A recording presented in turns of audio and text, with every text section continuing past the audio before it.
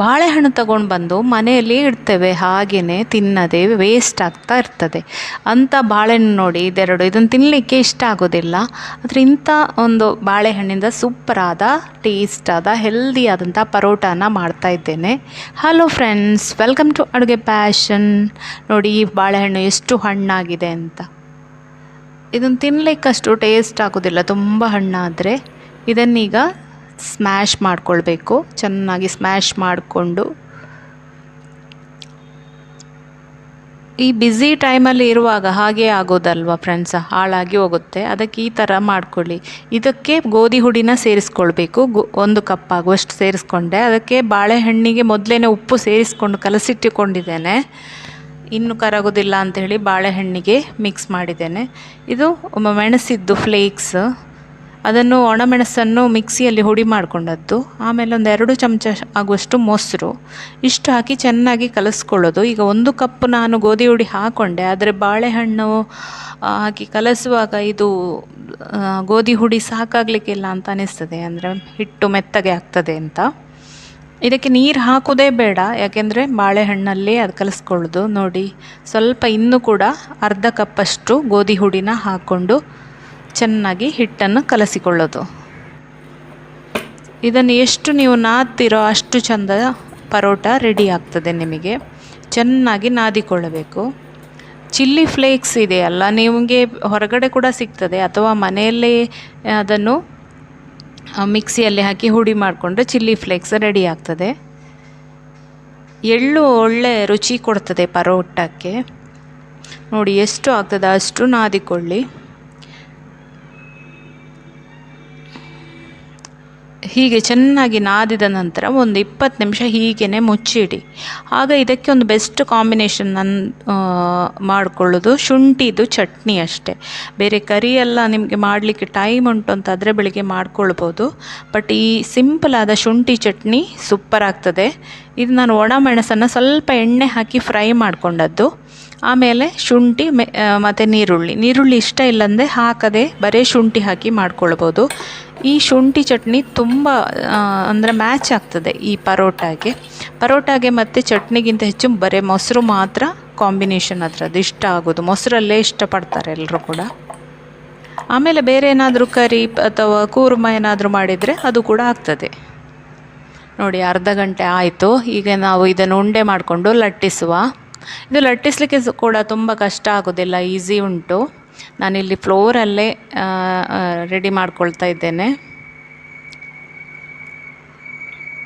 ನೋಡಿ, ಅದು ಅಂಟ್ಕೊಳ್ಬಾರ್ದು, ಬಾಳೆಹಣ್ಣು ಹಾಕಿರುತ್ತಲ್ಲ, ಹಾಗೆ ಅಂಟುಕೊಳ್ಳೋದು ಬೇಡ ಅಂತ ಹುಡಿಯಲ್ಲಿ ಇದನ್ನು ಮಾಡಿಕೊಂಡಿದ್ದೇನೆ.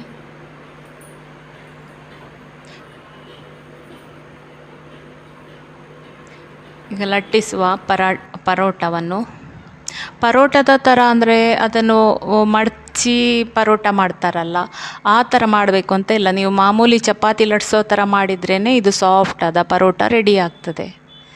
ಇದು ಸ್ವಲ್ಪ ಹೊತ್ತು ಇಟ್ಕೊಂಡು ನೀವು ಸಾಯಂಕಾಲ ಬೇಕು ಅಂತಾದರೂ ಮಾಡಿಟ್ರೆ ನಿಮಗೆ ಸಾಫ್ಟ್ ಆಗಿರ್ತದೆ. ಕೆಲವೊಮ್ಮೆ ಚಪಾತಿ ಹೇಗೆ ಮಾಡಿದರೂ ಸರಿ ಆಗೋದಿಲ್ಲ, ಗಟ್ಟಿ ಆಗ್ತದೆ. ಆದರೆ ಇದು ಬಾಳೆಹಣ್ಣು ಮೊಸರೆಲ್ಲ ಹಾಕಿದ ಕಾರಣ ಸಾಫ್ಟಾಗಿ ಬರ್ತದೆ. ಮತ್ತು ಟೇಸ್ಟ್ ಕೂಡ ಒಂದು ಬಾಳೆಹಣ್ಣಿದ್ದು ಫ್ಲೇವರ್ ಎಲ್ಲ ಸೂಪರಾಗಿರ್ತದೆ, ತುಂಬ ರುಚಿಯಾಗಿರ್ತದೆ. ಮತ್ತು ನಿಮಗೆ ತುಂಬ ರೌಂಡ್ ಥರ ಬೇಕು ಪರೋಟ, ಹೋಟ್ಲ್ ಥರನೇ ಬೇಕು ಅಂತ ಹೇಳೋದಕ್ಕೆ ನಾನೊಂದು ಟಿಪ್ಸ್ ಹೇಳ್ತೇನೆ ನಿಮಗೆ. ನೋಡಿ, ನೆಕ್ಸ್ಟ್ ಲಟ್ಸುವಾಗ ತೋರಿಸ್ತೇನೆ. ಈಗ ಎಷ್ಟು ಬೇಕಷ್ಟು ಫಸ್ಟ್ ಲಟ್ಟಿಸ್ಕೊಳ್ಳುವ, ಆಮೇಲೆ ಕಾವಲಿಡುವ. ನೋಡಿ, ಈ ಥರ ಒಂದು ಬುತ್ತಿನ ಹೀಗೆ ತಿರುಗಿಸ್ಕೊಂಡ್ರೆ ಮತ್ತು ಉಳಿದ ಸೈಡಿಂದೆಲ್ಲ ತೆಗೆಯೋದು. ನೋಡಿ, ಈಗ ರೌಂಡ್ ಆದ ನಿಮಗೆ ಸ್ಟೈಲ್ ಆದ ಪರೋಟ ರೆಡಿ ಆಗ್ತದೆ. ಆ ಥರ ಬೇಕು. ನನಗೆ ಅಷ್ಟೆಲ್ಲ ಪೇಷನ್ಸ್ ಇಲ್ಲ. ನಾನು ಹೇಗೂ ನನಗೆ ಆಗುತ್ತೆ, ನಾನು ಹಾಗೇ ಮಾಡೋದು. ತುಂಬ ರೌಂಡೇ ಆಗಬೇಕು ಆ ಥರ ನೋಡೋದಿಲ್ಲ. ನೋಡಿ, ಈಗ ರುಚಿಯಾದ ಹೆಲ್ದಿಯಾದ ಬಾಳೆಹಣ್ಣಿನ ಪರೋಟ ರೆಡಿ ಆಗ್ತಾ ಉಂಟು. ಇದಕ್ಕೆ ನಾನು ಸ್ವಲ್ಪ ಬೆಣ್ಣೆ ಹಾಕ್ಕೊಂಡೆ ಮತ್ತು ಇದಕ್ಕೆ ತುಪ್ಪ ಹಾಕ್ಕೊಂಡೆ. ಆ ಬೆಣ್ಣೆ ನಾನು ಬೇರೆ ಹೊರಗಡೆಯಿಂದ ತಂದಿದ್ದೆ, ಅದರಲ್ಲಿ ಗಾರ್ಲಿಕ್ ಫ್ಲೇವರ್ ಇದ್ದು ಬೆಣ್ಣೆ ಬರ್ತದಲ್ಲ, ಆ ಬೆಣ್ಣೆನೂ ಯೂಸ್ ಮಾಡ್ಕೊಂಡಿದ್ದೇನೆ ಒಂದು ಪರೋಟಕ್ಕೆ. ಮತ್ತೊಂದಕ್ಕೆ ತುಪ್ಪ ಹಾಕಿದೆ. ತುಪ್ಪ ಹಾಕಿದರೆ ಘಮ ಚೆನ್ನಾಗಿರ್ತದೆ. ಬಾಳೆಹಣ್ಣು ಮತ್ತು ತುಪ್ಪ ಒಂದು ಬೆಸ್ಟ್ ಕಾಂಬಿನೇಷನ್ ಅಲ್ವಾ, ಅದು ರುಚಿಯಾಗಿರ್ತದೆ. ನೋಡಿ ಪರೋಟ ಹೇಗೆ ಬಂದು ನೋಡಿ, ಎಷ್ಟು ಸಾಫ್ಟಾಗಿ. ಬಿಸಿ ಬಿಸಿ ತಿನ್ನಿ, ಇಲ್ಲ ತಣ್ಣಗಾದ ಮೇಲೆ ಸಹ ಇದನ್ನು ತಿನ್ಬೋದು. ಸೂಪರಾದ, ಟೇಸ್ಟಾದ, ಹೆಲ್ದಿಯಾದ ಬಾಳೆಹಣ್ಣಿನ ಪರೋಟ ರೆಡಿ ಆಯಿತು. ಈಗ ಸರ್ವ್ ಮಾಡ್ಕೊಳ್ಳೋ ಆ ಬಟ್ಲಿಗೆ. ಇದಕ್ಕೆ ಕಾಂಬಿನೇಷನ್ ಆಗಿ ಮೊಸರು ಮತ್ತು ಶುಂಠಿಯಿಂದ ಮಾಡಿದ ಚಟ್ನಿ, ಸೂಪರಾದ ಕಾಂಬಿನೇಷನ್. ಫ್ರೆಂಡ್ಸ್, ನನ್ನ ವಿಡಿಯೋ ಇಷ್ಟ ಆದರೆ ಲೈಕ್ ಮಾಡೋದನ್ನು ಮರಿಬೇಡಿ. ನೀವು ಇನ್ನೂ ನನ್ನ ವಿಡಿಯೋನ ಸಬ್ಸ್ಕ್ರೈಬ್ ಮಾಡಿಲ್ಲ ಅಂದರೆ ಸಬ್ಸ್ಕ್ರೈಬ್ ಮಾಡೋದನ್ನು ಮರಿಬೇಡಿ. ಹೀಗೆ ಇದೇ ರೀತಿ ಸಿಂಪಲಾದ ರೆಸಿಪಿಯೊಂದಿಗೆ ನೆಕ್ಸ್ಟ್ ವಿಡಿಯೋ ಬರ್ತಾ ಇರುತ್ತೆ. ಆ ವಿಡಿಯೋ ನಿಮಗೆ ನೋಟಿಫಿಕೇಷನ್ ಬರಬೇಕು ಆದರೆ ನೀವು ಸಬ್ಸ್ಕ್ರೈಬ್ ಮಾಡಿಕೊಳ್ಬೇಕು, ಬೆಲ್ ಬಟನನ್ನು ಪ್ರೆಸ್ ಮಾಡಬೇಕು. Thank you friends watching my video. Thank you so much. ನೋಡಿ ಎಷ್ಟು ಸಾಫ್ಟಾಗಿ ಬಂದಿದೆ. ಇದು ಮೊಸರು ಕಾಂಬಿನೇಷನಲ್ಲಿ ಮೊಸರು ಅದ್ಕೊಂಡು ತಿಂದರೂ ಕೂಡ ರುಚಿಯಾಗಿರ್ತದೆ. ಚಟ್ನಿಯಲ್ಲಿ ಕೂಡ ಸೂಪರ್ ಆಗಿರ್ತದೆ.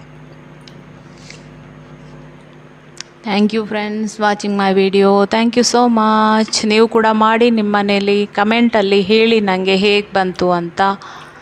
ತುಂಬ ಈಸಿಯಾಗಿ ಮಾರ್ನಿಂಗ್ ಬ್ರೇಕ್ಫಾಸ್ಟನ್ನು ಮಾಡ್ಕೊಳ್ಬೋದು, ದಿಢೀರಂತ ಮಾಡ್ಕೊಳ್ಬೋದು. ಕೊಳೆತ ಬಾಳೆಹಣ್ಣು ಇದ್ದರೆ ಸೂಪರಾದ ಪರೋಟವನ್ನು ಮಾಡ್ಕೊಳ್ಬೋದು. ಬಾಳೆಹಣ್ಣು ವೇಸ್ಟ್ ಮಾಡದೆ ಸದುಪಯೋಗ ಮಾಡ್ಕೊಳ್ಬೋದು. ಈ ರೀತಿಯಾಗಿ ರುಚಿಯಾಗಿರುತ್ತದೆ, ತುಂಬ ರುಚಿಯಾಗಿರುತ್ತದೆ. Thank you friends.